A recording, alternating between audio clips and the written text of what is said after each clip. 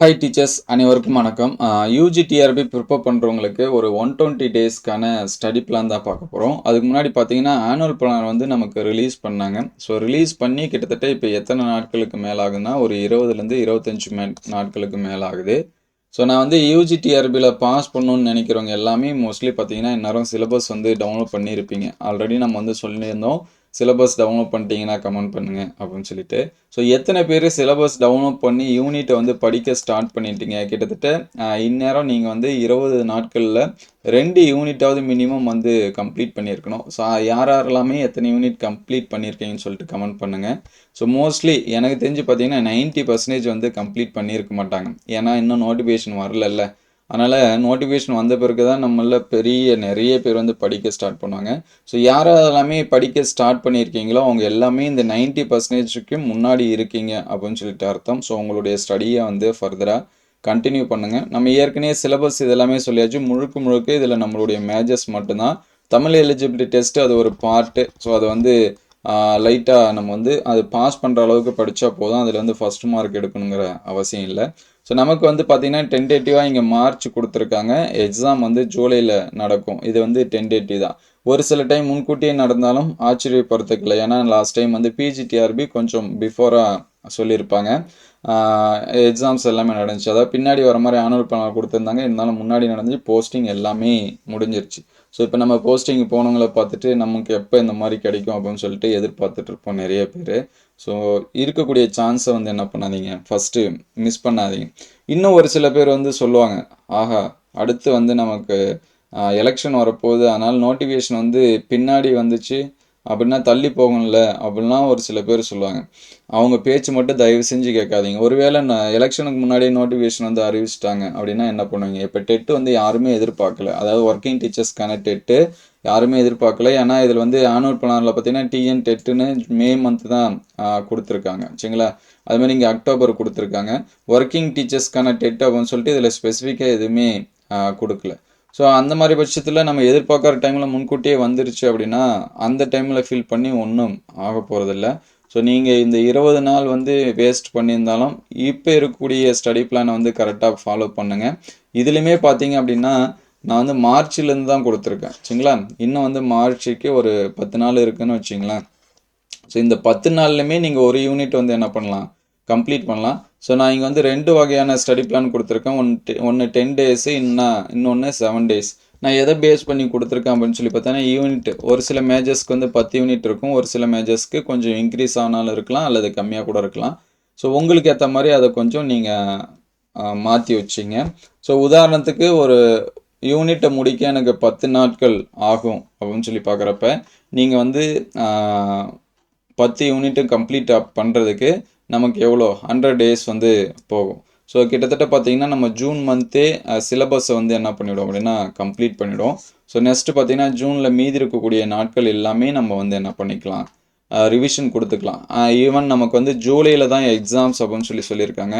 நம்ம ஃபைனல் டே வரைக்கும் போகதில்லை. அதுக்கு முன்னாடி நம்ம வந்து சிலபஸ் முடிச்சிட்டோம் அப்படின்னா நீங்கள் ரிவிஷன் கொடுத்துக்கலாம். 1 வீக்குக்கு ஒரு யூனிட்டு, அடுத்த 1 வீக்குக்கு ஒரு யூனிட்டு, ஜூலை ஃபுல்லாகவே சரிங்களா? ஈவன் வந்து ரிவிஷன் பண்ணலாம். நீங்கள் நோட்ஸ் எடுத்து படிக்கிற அளவு கூட தாராளமான டைம் இருக்குது இப்போலேருந்து. சரிங்களா? 10 நாளில் ஒரு யூனிட் அப்படிங்கிறது நல்ல தாராளமாகவே என்ன பண்ணலாம், படிக்கலாம்.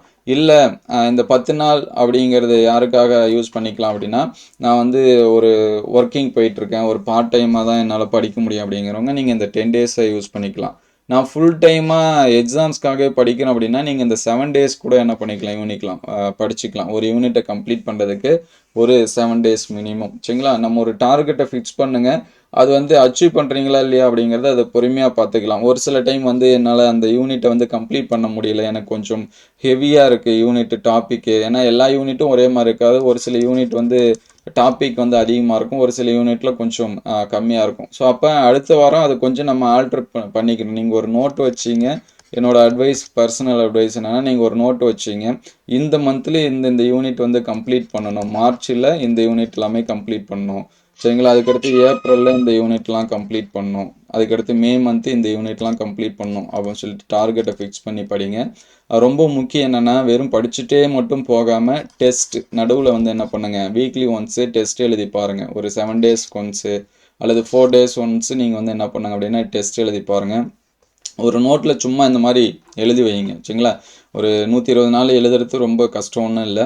நம்ம எழுதி வச்சுட்டோம் அப்படின்னா அது ஈஸியாக இருக்கும். இப்போ நான் வந்து 7 டேஸில் வந்து யூனிட் எல்லாமே கம்ப்ளீட் பண்ணுறேன் அப்படின்னா 70 நாளில் நான் வந்து 10 யூனிட் வந்து கம்ப்ளீட் பண்ணிவிடுவோம் படித்து. ஸோ அதுக்கடுத்து மீதி இருக்கிறது எல்லாமே நான் ரிவிஷன்ஸ் வந்து கொடுத்துக்கலாம்.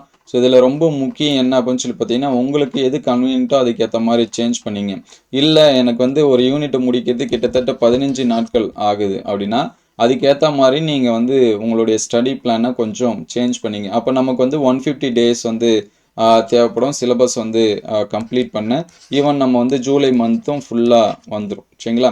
அதனால தான் கொஞ்சம் பிஃபோராக நம்ம பண்ணோம் அப்படின்னா அந்த ஜூலை மந்த் அப்படிங்கிறது நோட்டிஃபிகேஷன் வந்து எக்ஸாம்ஸ் வந்து கால்ஃபர் பண்ணாலும் நமக்கு வந்து ரிவிஷன் பண்ணுறதுக்கு என்ன இருக்கும் அப்படின்னா டைமிங் ஷெடியூல் இது எல்லாமே கரெக்டாக இருக்கும். அதனால் அதுக்கேற்ற மாதிரி பாருங்கள். ரொம்ப ரொம்ப முக்கியம் என்னென்னா ஒரு ஒரு 50 டேஸ் கழிச்சு சரிங்களா. இப்போ ஒரு 15 டேஸ் வந்து படிச்சுக்க ஸ்டார்ட் பண்ணிட்டீங்கன்னா ஒரு 15 டேஸ் கழிச்சு நீங்கள் தமிழ் எலிஜிபிலிட்டி டெஸ்ட் வந்து என்ன பண்ணிடலாம் படிக்க ஸ்டார்ட் பண்ணிடலாம். அல்லது ஒரு 70 டேஸ் கழிச்சாவது ஒரு தமிழ் எலிஜிபிலிட்டி டெஸ்ட் ஃபஸ்ட்டு நம்மளுடைய மேஜர்ஸை ஒரு 70% நீங்கள் வந்து கம்ப்ளீட் பண்ணிடுங்க சரிங்களா. உங்களுடைய மேஜரை ஃபஸ்ட்டு நீங்கள் வந்து ஒரு 60 அல்லது 70% கம்ப்ளீட் பண்ணிவிட்டு நீங்கள் Tamil eligibility test side by சைடாக ஒரு 1 hour வந்து என்ன பண்ணுங்கள் ப்ரிப்பேர் பண்ணுங்கள். அப்படின்னா கொஞ்சம் ஈஸியாக இருக்கும். ஏன்னா எடுத்தோடனே நான் தமிழ் எலிஜிபிலிட்டி டெஸ்ட் வந்து படிக்கிறேன் அப்படின்னு சொல்லிட்டு அங்கே போய் உட்காராதீங்க. நம்ம மேஜர்ஸை ஃபஸ்ட்டு வந்து என்ன பண்ணுங்கள் ஃபுல்லாக ப்ரிப்பேர் பண்ண ட்ரை பண்ணுங்கள். ரொம்ப முக்கியம் என்னென்னா ப்ரீவியஸ் இயர் கொஷின் சரிங்களா. பிஒய்க்கு கொஷின்ஸ் வந்து டெய்லியும் வந்து என்ன பண்ணுங்கள் பார்க்குறதுக்கு ட்ரை பண்ணுங்கள். ஒரு 10 கொஷினாவது ஒரு 20 கொஷினாவது பாருங்கள். வெறும் வெறுமன கொஷின் மட்டும் என்ன பண்ணாதீங்க பார்க்காதீங்க. அதுக்கு ஆப்ஷன் இருந்துச்சு அப்படின்னா அந்த ஆப்ஷனுக்கு நோட்ஸ் எடுக்க பழகுங்க. முடிஞ்ச அளவுக்கு அந்த பிஒய்க்குவை மொபைல்லே வச்சு பார்க்காதீங்க சரிங்களா. மொபைல் ஃபோனில் இருக்குது நான் பிடிஎஃபா அப்படின்னு சொல்லிட்டு பார்க்காதீங்க. பிரிண்ட்டு போட்டு வச்சிங்க. கைடுலாம் நிறைய விற்குது சரிங்களா. கைடு வந்து என்ன பண்ணுங்கள் யூஸ் பண்ணுங்கள். எந்த கைடாக இருந்தாலும் சரி உடனே எது பெஸ்ட் கைடு அப்படின்னு சொல்லி கேட்காதீங்க. இயர் கொஸ்டின் இருக்கிற கைடு எதாக இருந்தாலும் அது வந்து வாங்கி வச்சுங்க. நீங்கள் ஒரு நோட்டு போட்டு கூட எழுதிக்கலாம். அல்லது அந்த கைடில் ஸ்பேஸ் இருந்துச்சு அப்படின்னா அதிலே கூட என்ன பண்ணுங்கள் எழுத ட்ரை பண்ணுங்கள். ஒரு நாளைக்கு நம்ம வந்து ஒரு 20 கொஷின் பார்க்குறோன்னு வச்சிங்களேன். கிட்டத்தட்ட 100 நாளைக்கும் பார்த்தீங்கன்னா அது 2000 கொஷினுக்கு மேலே வந்துடும் சரிங்களா. 2000 MCQ அப்படிங்கிறது ரொம்ப பெரிய விஷயம். அந்த 2000 MCQ 4 ஆப்ஷனுக்கு நமக்கு வந்து ஆன்சர்ஸ் வந்து தெரியுது அப்படின்னா 8000 கொஷினுக்கு நமக்கு என்ன தெரிஞ்சிருக்கு அப்படின்னா ஆன்சர்ஸ் வந்து தெரிஞ்சிருக்கு அப்படின்னு சொல்லிட்டு அர்த்தம் சரிங்களா. இந்த மாதிரி தான் நம்ம வந்து ப்ரிப்பரேஷன் வந்து கண்டினியூ பண்ணணும். இங்கே ஏன்னா எஜுகேஷன் சைக்காலஜி எதுவுமே இல்லை, முழுக்க நம்மளுடைய மேஜர்ஸ் தான். அதனால் இங்கே கட் ஆஃப் எல்லாமே தாறுமாறாக இருக்கும் சரிங்களா. 150 மார்க்ஸ் அப்படின்னா கிட்டத்தட்ட எல்லாமே வந்து 120 130 இந்த மாதிரிலாமே எடுப்பாங்க. ஈவன் வந்து சீனியர்ஸ் எல்லாமே நிறைய பேர் இருக்காங்க. டெட் எக்ஸாம்ஸ் வந்து 2013 பாஸ் பண்ணவங்க எல்லாமே இன்னும் நிறைய பேர் இருக்காங்க. அவங்களுக்குலாம் வெயிட்டேஜ் மார்க்ஸ் வந்து கொடுத்துருக்காங்க. ஸோ அப்போ அவங்க வந்து 1 மார்க் இன்க்ரீவ் பண்ணாலும் அவங்களுக்கு வந்து 100 ஆட்களுக்கு மேலே போவாங்க. அதே ஒரு 2 மார்க்கு 3 மார்க்கு 5 மார்க்குன்னா 500 5000 பேருக்கு முன்னாடி கூட என்ன பண்ணலாம் போகலாம் சரிங்களா. இது ஏன்னா எல்லாமே எழுதக்கூடியது. மோஸ்ட்லி யூஜி பிஎட் மேக்ஸிமம் நிறைய பேர் வந்து படிச்சிருப்பாங்க. இப்போ மார்க்ஸ் வேறு எல்லாத்துக்குமே என்ன பண்ணியிருக்காங்க ரெடியூஸ் பண்ணியிருக்காங்க.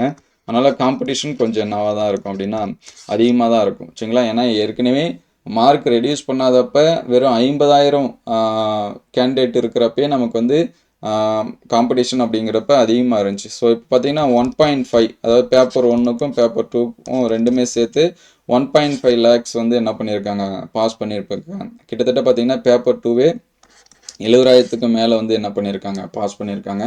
அப்போ காம்படிஷனோட அளவு வந்து இன்க்ரீஸ் தான் இருக்கும் சரிங்களா. அதனால் உங்களுடைய ஸ்டடி பிளானை வந்து கரெக்டாக ஃபாலோ பண்ணுங்கள். முடிஞ்சால் இந்த மாதிரி நீங்கள் ஒரு ஸ்டடி பிளான் வந்து நோட் பண்ணி வச்சிங்க. இதோட பிடிஎஃப் என்னன்னு சொல்லுங்கள், நான் வந்து ஷேர் பண்ணுறேன். இங்கே வந்து டாபிக் வந்து நீங்கள் எழுதி வச்சுக்கலாம். எந்தெந்த யூனிட் வந்து நம்ம வந்து படிக்கணும் இந்த டாப்பிக்கில். இப்போ உதாரணத்துக்கு இந்த ஒரு யூனிட் இருக்குன்னு வச்சிங்களேன். ஃபஸ்ட் யூனிட்டு இன்றைக்கி இந்த டாப்பிக்கு, அடுத்த நாள் இந்த டாபிக் இது எல்லாமே கம்ப்ளீட் பண்ணிவிட்டு நம்ம வந்து என்ன பண்ணி வச்சுக்கணும் டிக் பண்ணி வச்சுக்கணும். ஸோ என்னோட இது என்ன அப்படின்னு சொல்லி பார்த்தீங்கன்னா பிஒய்க்கு டெய்லியும் ஒரு 20வது பாருங்கள். ஒரு 1 hour வந்து அதுக்கு ஒதுக்குங்க. நீங்கள் படிக்கக்கூடிய யூனிட்டுக்காக இருக்கலாம். இல்லை நான் இன்னும் படிக்கவே ஸ்டார்ட் பண்ணல அதுக்குள்ளே பிஒய்க்கு பார்க்கணுமானா ஒரு 10 days வந்து டைம் எடுத்துக்கிட்டு அதுக்கடுத்த நாள்லேருந்து என்ன பண்ணுங்கள் பாருங்கள். ஆனால் கண்டிப்பாக 1 மணிலேருந்து 2 மணி நேரமாவது ப்ரீவியஸ் இயர் கொஷின்ஸ் வந்து பாருங்கள். ஆல்ரெடி நம்ம வந்து ஒரு சில மேஜர்ஸ்க்கு டிஎன்பிஎஸ்சியில் நடந்த கொஷின்ஸ் வந்து அப்டேட் பண்ணியிருக்கோம். யூஜி சிலபஸில் இருக்கிறது ப்ளஸ் வந்து பிஜி சிலபஸில் இருக்கிறது.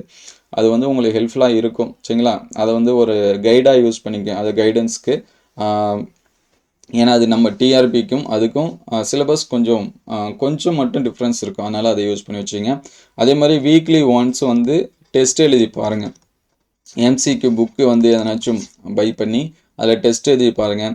அல்லது நீங்கள் சென்டர் எதனாச்சும் ஜாயின் பண்ணியிருந்தாங்கன்னா அங்கே டெஸ்ட் வச்சாங்கன்னா அவங்க வைக்கிற டெஸ்ட்டை விட நீங்கள் ஒரு டெஸ்ட் என்னவா பாருங்கள், எக்ஸ்ட்ராவே எழுதி பாருங்கள். குறிப்பிட்ட அளவுக்கு இப்போ நீங்கள் சென்டர் போயிருந்தீங்கன்னா இந்த யூனிட்டை படிங்க அப்படின்னு சொல்லியிருப்பாங்க. ஸோ அவங்க சொன்ன யூனிட் வந்து நீங்கள் படிச்சிங்க. அதர்வைஸ் நீங்கள் அவங்க சொல்லாத யூனிட்டும் ஒரு யூனிட்டும் படிங்க. அப்படின்னா அடுத்து இப்போ உதாரணத்துக்கு யூனிட் 1 அவங்க சொல்லியிருக்காங்க, யூனிட் 2 அவங்க சொல்லலைன்னா யூனிட் 1 குயிக்காக கம்ப்ளீட் பண்ணிவிட்டு யூனிட் 2 நீங்கள் வந்து படிக்க ஸ்டார்ட் பண்ணிடுங்க.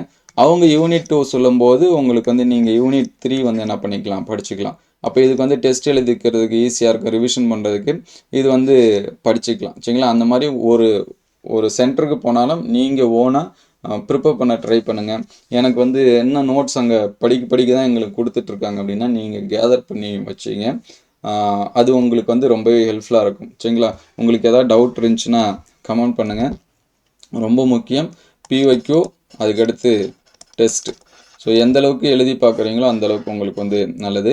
அதாவது நீங்கள் ஒரு 2-3 பேர் சேர்ந்து இருக்கீங்க அப்படின்னா நீங்களே கூட ஓனாக ஆளுக்கு ஒரு 20 எம்சிக்யூ கொஷின் கூட எடுத்து ஷேர் பண்ணிக்கலாம். சரிங்களா? இதுக்கு என்ன ஒரு 4 பேர் இருக்காங்கன்னா அதுவே 80 எம்சிக்யூவாக வந்துடும். சரிங்களா? இப்போ ஈவன் நம்ம ஒரு சென்டர் போனால் ஒரு 100 கொஷின் டெஸ்ட் வைக்கிறாங்க, 200 கொஷின் டெஸ்ட் வைக்கிறாங்கன்னா ஒரு 2 நாளைக்கு ஒரு டைம் 80 கொஷின் நீங்கள் படிக்கிற டாப்பிக்லேருந்து எடுத்தாலே அதே நிறைய கொஷின்ஸ் வந்து வந்துடும்.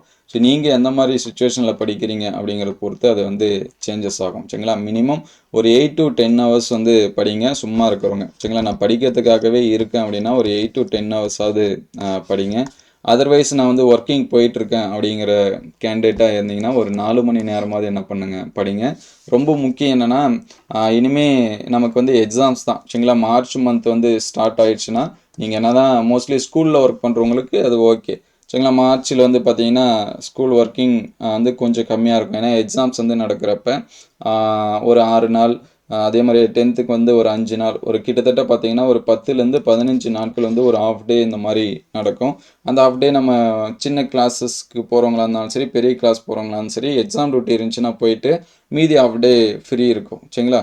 அது ஒரு சில ஸ்கூலில் இருக்கும், ஒரு சில ஸ்கூலில் இருக்காது. அதுக்கேற்ற மாதிரி நீங்கள் உங்களுடைய ஸ்டடியை வந்து பார்த்துங்க.